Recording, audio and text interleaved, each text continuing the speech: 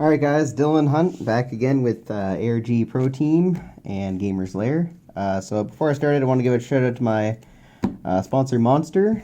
They gave me a lot of awesome supplies and I just want to give them a shout out. So they gave me these amazing binders and a whole selection of sleeves. I use them all the time. I was going to do a video on a box opening of the Magical Erasing, but had a couple issues there. So unfortunately, I'll have to delay that for next time. However, I did take the liberty of putting all the cards in the binder, all the casters that I pulled from there.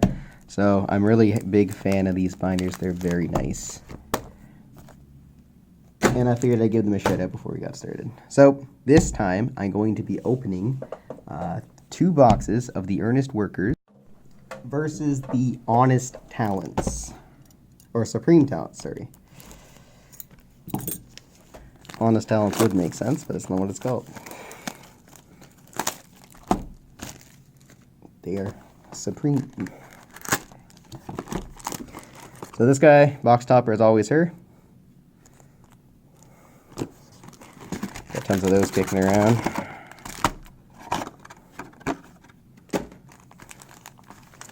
$20 packs a box. We'll dig right into it.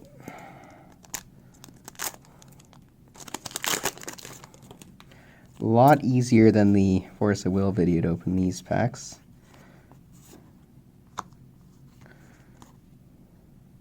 Just a regular rare, still pretty nice.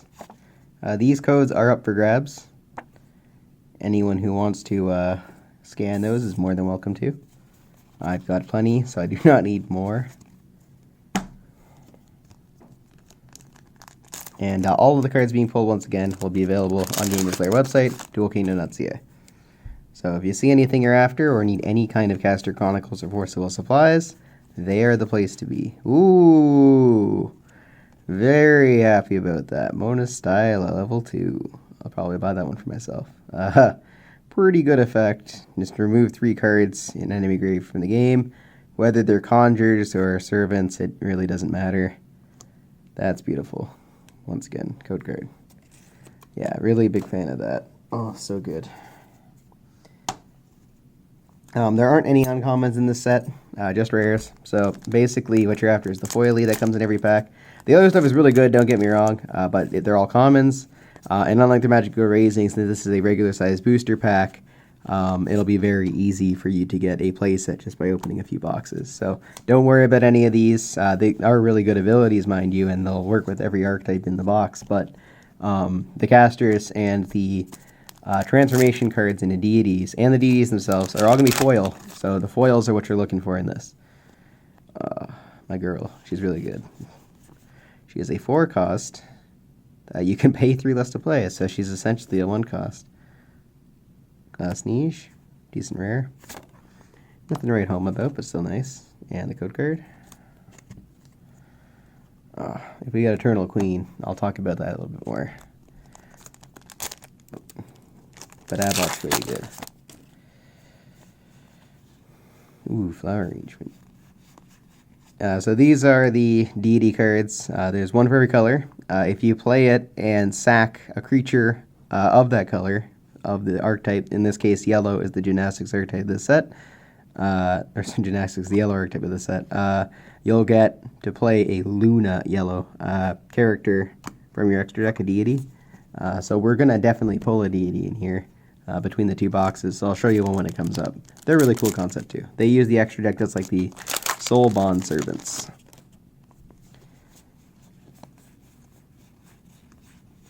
Alright, Green Chirp. This card is phenomenal. It's only a regular rare, mind you, but absolutely essential to any Performing Arts deck. I guess you can technically just play it in any deck. It's Banish a Servant, draw a card. Banish is Tribute Sacrifice, if you will.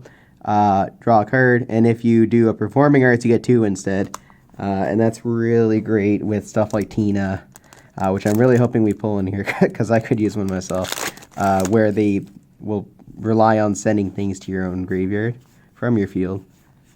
Ooh, we got Venus. Alright, so this is a deity. Code card. So if you'll see, she does have a cost infinity, so any cards that interact with her cost aren't going to do anything, at least as far as we know right now, because no cards can interact with cards of an infinity cost. So it goes in your extra deck. You play a card like Heartfelt Performance. I believe the one for pink is something Masterpiece. And she'll go into play. She gets a counter for every caster of her type. That's the common ability. So I don't know how to pronounce that AES, but the pink casters is what she gets. Every pink caster you have will put a counter on her, divinity counter. And she'll also get one for every level of the character you sack. So in the case of our friend Abbott here, you'd get 4 counters because she's technically level 4, and then you get 1 for each Silva caster that you have. They've also got other abilities that are...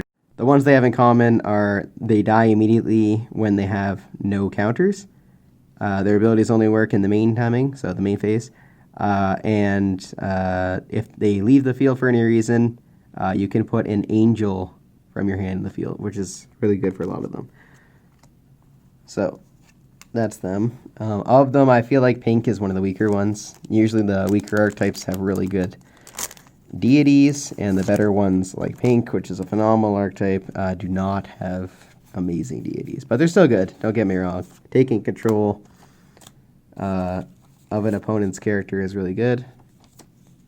Just not as good as some of the other deities.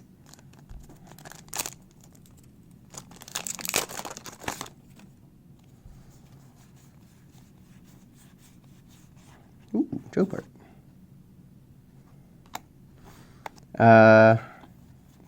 Paintbrush is really good too, because you reveal any amount of talents in your hand.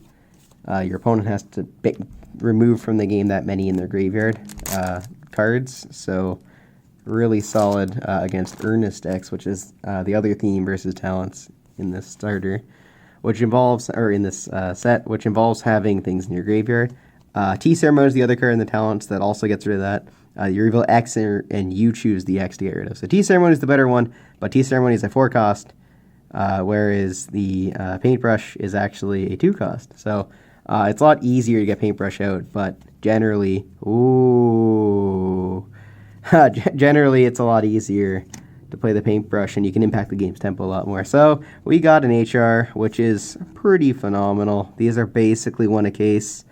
I have not ever seen an HR Ruby, so that's pretty nice. So the way HRs work is they're the exact same card as one from a different set. This one was actually just a regular rare, but obviously with a very sexy full art. One that they've obviously applied censorship to because of the North American market. But pretty stoked about that. That one is, like I said, with all these up for sale in the store, but oh geez, so nice. All right, well we're gonna make sure that's sleeved up. Oh, so beautiful. Oh. Whew, okay. Yeah, the box can't really get better than that, but we're obviously gonna keep going. Oh, so nice. Oh, totally lost track of what I was saying there. Ooh, we got Eternal Queen. So, Eternal Queen,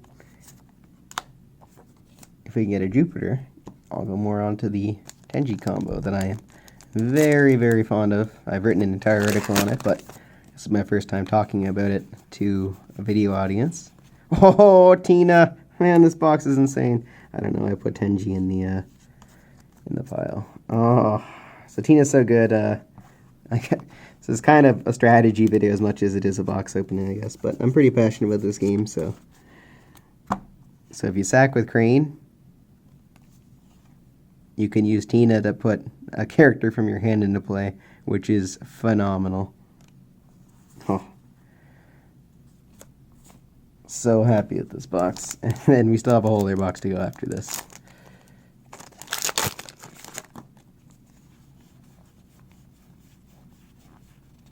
Shining Metal, so that's the one that puts the red one into play, which is Mars, or Ignis, if you will.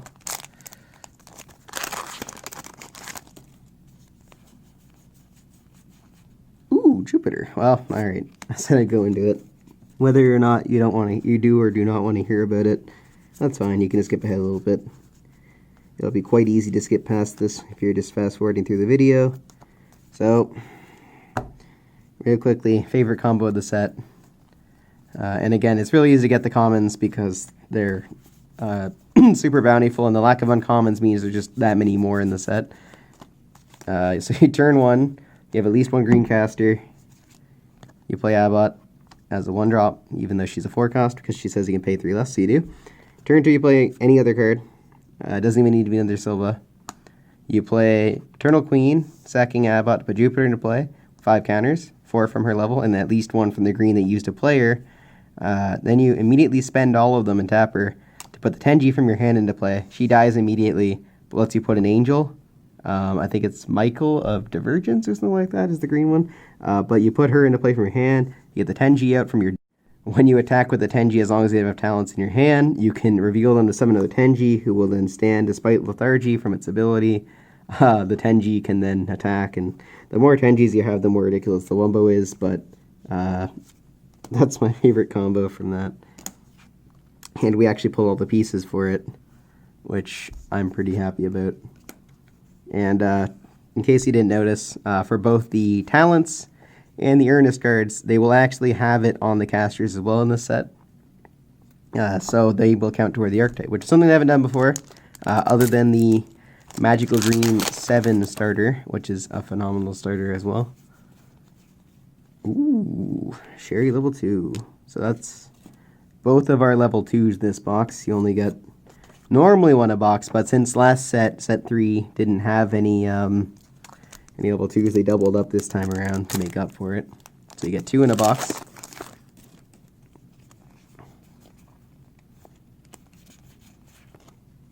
Frigo's pretty nice.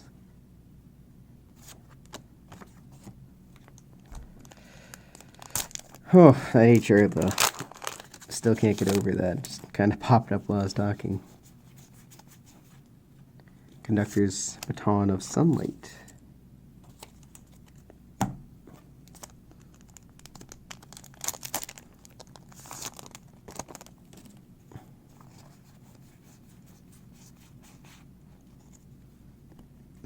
So she's an SR.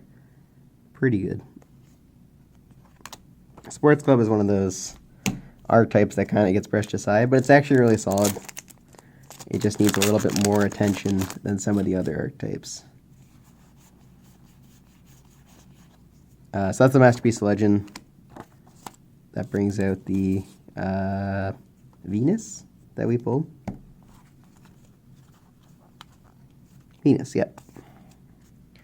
Or as we call it, the anime Mona Lisa.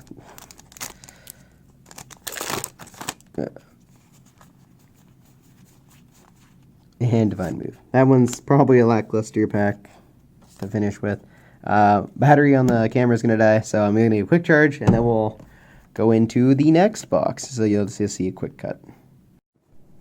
Alright, so just finished charging up the camera. This was a pretty stellar box.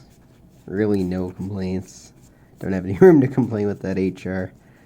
Oh, so beautiful. And of course, we got the, in my opinion, some of the best level 2s. Oh, it's phenomenal. So, we're going to continue on to box number 2.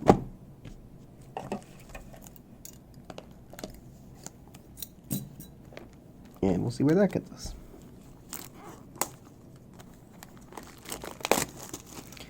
Not expecting something that can top that box. This might be a little anticlimactic, but hey. So once again, box topper is always the same. And it is included in the box, which is quite nice. It means that distributors can't mess with the box toppers. So let's go again. Another 20 packs.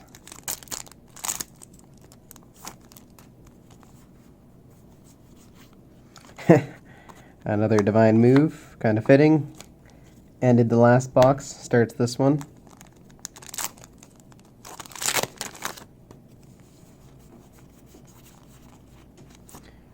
Brigo.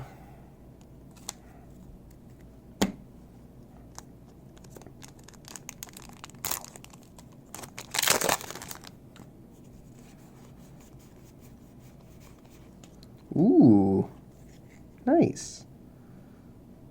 Sure is not my favorite level 2, but she's still pretty good. I'm honestly having a hard time even thinking of a level 2 in the set that I actually wouldn't want to pull, but I'm sure there's at least one that I wouldn't be super happy with. Once again, all these are going to be available for sale, so if there's anything that catches your eye, dualkingdom.ca is the place to be. The #1 source of Caster Chronicles single cards for the English language. Ooh, Honey Confissier. So, a lot of people talk about these cards and they don't like them very much. Personally, I'm a really big fan. What they do, there's one of each color in this set. They're the only non-archetype casters that I can think of anyway. And what they do is when you play them, all of your set casters, because you can set any card in your hand face down as if it were a caster, are able to produce Aether of that element. So in this case, it'll be Soulless, which is orange. So what that lets you do is lets you have guaranteed consistency for monocolor decks without having a huge caster count. So if I have at least one of her, I can play any orange card or play multiple level 1 orange cards. I can do basically any mix.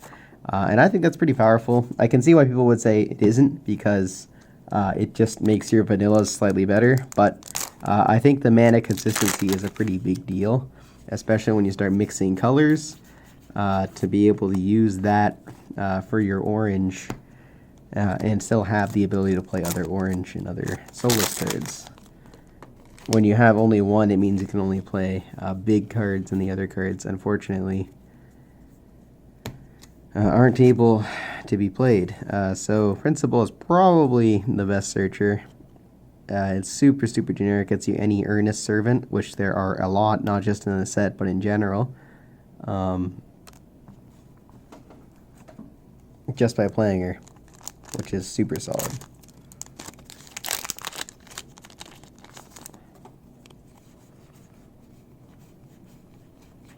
Ooh, second Tina. Oh, so lucky. So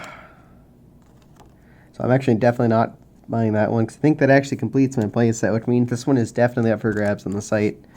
The store will be carrying that one. I won't be snagging it off them, so up for grabs, 100%. 100%. Oh, so beautiful, though. Still gets me excited.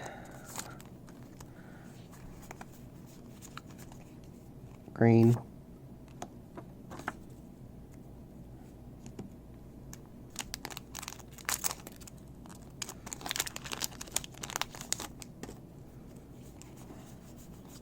If there's a specific box you guys want opened, whether it's Force of Will or Caster Chronicles, just let me know. Obviously, with Caster Chronicles and Force of Will, there are a lot of sets that are outside of my reach. I can't get them in anymore. With Casters, I'm basically currently limited to Magic Google Raising and this set. But if you want to see more of these, ooh, we got a second one. This is the red one. So I kind of messed up there. My camera stopped recording right after I pulled her. So I will show the rest of the pulls. I got Pinnacle Talent, Eternal Queen.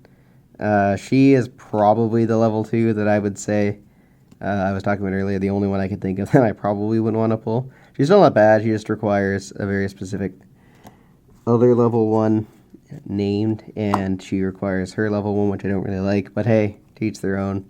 There's lots of people who use these kind of cards in their decks. They're here at our locals, and they do pretty well. I'm not exactly a fan of those. So we got another one, pink, which means I pulled the orange, the red, and the pink casters all in the same box, which is pretty phenomenal. I don't think I've ever opened that many of the same type of card in the box, which is cool. I got all 3 of them, and with 7 colors, those are really good odds. This is the only Spica that I've pulled out of these boxes, and Spica's amazing. So definitely pick up a copy if you got an Earnest deck, or sorry, a Talent deck, because she's both Talent and Liberal Arts, and she can search any of them from the top 3 cards of your deck. I only got the one on the store, so if you guys want one, feel free to pick it up. Sorry that I kind of cut out there. I had a lot of stuff that I was going to talk about that kind of got cut short, but you guys get to see the pulls there. I'll show you the guys last few codes in case they haven't been scanned yet, so you guys can give them a scan. and you don't miss out on those. I'll try to keep a closer eye on the camera to make sure it's recording so it doesn't mess up in the future on any of our videos. But that's it. Big thanks at the Monster. It makes some pretty nice sleeves and some pretty nice binders. Very happy using these as binder sleeves. They feel really nice. And big shout out to Gamers Lair. Thanks for letting me open these boxes. I mean, they get the cards at the end of the day, but it's still really fun to open these, and I'm glad to share it with you guys. And let me know which boxes you guys want me to open, whether it's Caster Chronicles Force of Will. We'll probably even do a couple Yu-Gi-Oh box openings. I'm not a big player of Yu-Gi-Oh, but I know there's a lot of guys here who like seeing that kind of stuff, so let me know in the comments, again, what I can improve on. As you can see, the camera tripod's a lot nicer too, now that they finally sent that out. So other things I can improve on, definitely will take to heart. Let me know.